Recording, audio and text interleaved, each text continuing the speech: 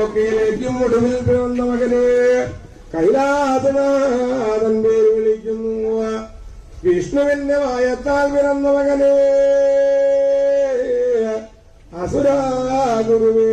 പൊന്നുണ്ണി വിഷ്ണുവായേ, അസുരാഗുരുവേ പൊന്നുണ്ണി വിഷ്ണുവായേ, അസുരാഗുരുവേ പൊന്നുണ്ണി വിഷ്ണുവായേ, അസുരാഗുരുവേ പൊന്നുണ്ണി വിഷ്ണുമായ ചാത്ത, അസുരാഗുരുവേ പൊന്നുണ്ണി വിഷ്ണുമായ ചാത്ത, അസുരാഗുരുവേ പൊന്നുണ്ണി വിഷ്ണുമായ ചാത്ത, പൊന്നുണ്ണി വിഷ്ണുമായ ചാത്ത, പൊന്നുണ്ണി വിഷ്ണുമായ ചാത്ത, പൊന്നുണ്ണി വിഷ്ണുമായ ചാത്ത എന്ന് പരമേശ്വരൻ മകനെ മുപ്പേരും കൂട്ടി പേര് വിളിക്കുന്ന കാലത്തപ്പൂ